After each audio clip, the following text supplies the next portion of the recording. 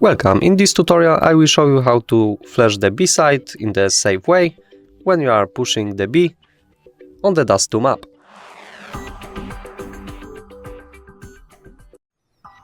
So when your team wants to push the B, you can help them by using this awesome flash.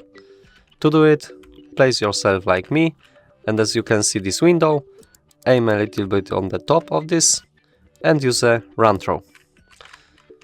This flash pops behind this wall, so it won't flash your teammates, for example, but it also flashes all of the enemies that facing to the tunnels.